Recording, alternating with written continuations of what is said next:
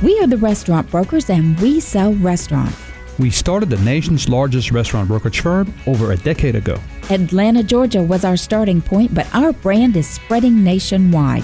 We define restaurant brokerage and help buyers just like these. Our dream, our goal, open up a restaurant, loving life, serving people breakfast and lunch, and then enjoying the rest of the day with them and ourselves. Buying an existing restaurant, leasing a closed restaurant space, or purchasing a restaurant franchise. We help buyers satisfy their appetite for acquisition. I'm part of a husband and wife team with this fella. Working with my wife has been a lot of fun. The ultimate goal for everybody here is to make this work. And because we have different strengths, we bring different angles to the deal. The process begins with our powerhouse website, WeSellRestaurants.com, where buyers sign online confidentiality agreements and browse restaurants for sale. Then we send buyers undercover to check out a restaurant and decide if it's the right one for them. Buyers get our proprietary business analysis tool with all the financial details on the business for sale. After studying the restaurant inside and out, it's back to our office. We are deal makers. We write contracts and negotiate terms for buyers and sellers. That's why we sell more restaurants than any other firm in the nation. We are the restaurant brokers. Our name says it all. You're back on the air with Eric and Robin Gagnon. We're the restaurant brokers from We Sell Restaurants. You can find us online at WeSellRestaurants.com. Take a minute, like us on our Facebook page. We're Facebook.com/WeSellRestaurants. Catch up with us on Twitter, where we talk to our guests every single day. And of course, we're on LinkedIn. Today, we are talking with some folks with a sweet tooth for sure. Eric, do you have a question for our first guest? I do. I have a question for Nichelle, actually. And, again, I am so excited about this sweet show. This is incredible stuff and makes me hungry just thinking about all this good stuff. But, Nichelle, tell me a bit about your background. You have a very different point of view because, you're connected with the bakeries. You talk to a lot of people that do that. But you've not really been, like you said, commercially doing a lot of work yourself. So how do you connect with the readers and people on the blog and everything? How do you make that connection?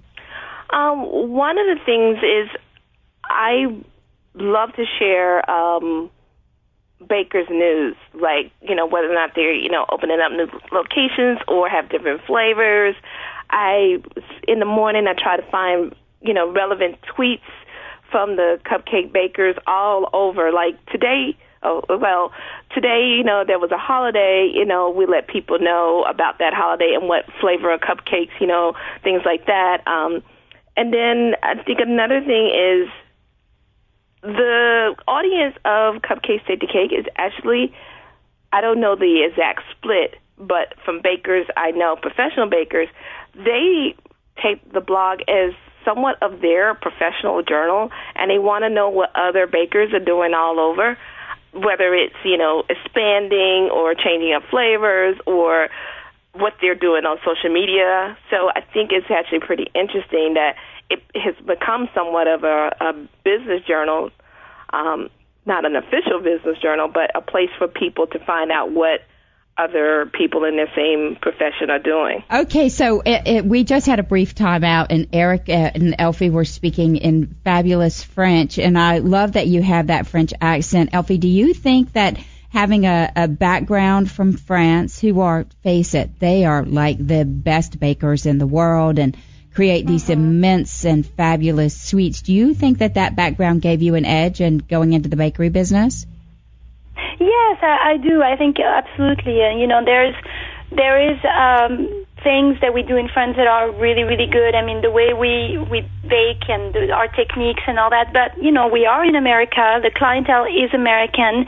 And what I've always done is applied the French techniques to the American baking because, like and I make said everything once, bigger. It makes everything bigger, better. But what I said, we can't expect to just open a French bakery and have everybody. We are in America. People want to have their chocolate chip cookie. They want their red velvet cakes. They want their cupcake. They want their brownies. It is, the iconic pastries of American baking, and you have to be able to give that to your clientele. I think the error that a lot of people do is that they think that because they're French, they're going to be like, I'm so better than anybody else. I'm just going to make my French pastry, and it's not. You are in America, and America has wonderful pastries. And I've always done both in my store. You have everything that's America, and then you have now, and even more now, the French, very fine French entremets and very good French pastries. And I think it's very important. You know, people always ask me, oh, do you think the cupcakes is going to go away? Do you think it was just a fashion or whatever? And I said, no, cupcakes are the icon of American bakery and pastry. That's what your mother used to make in your kitchen. You know, my carrot cake cupcake is the recipe from my ex-mother-in-law, Karen Weiss. You know, when I first came to America and I was 18 years old, she made me carrot cake cupcake, and I had never ate it. And the one that I serve now at HotCakes is her recipe, and it's wonderful. Have we had enough of the sweet stuff, or where is this appetite for sweets going? Where do you see the business model? Is it expanding, contracting, or just plateauing? I think cupcakes as something for people to, I guess, go crazy about, like the craze of it has plateaued, but now what has happened is it's gotten so much of the market share or the attention that it's now expected. So it's now something that people are like, they expect wherever they are, there should be some place for them to get cupcakes. So I think one of the reasons why is because now there are cupcake franchises in other cities, Small Cakes Cupcakery. They have cupcake places all over. They even have some in Dubai. Sprinkles has a place in Dubai. There are cupcake franchises in Canada.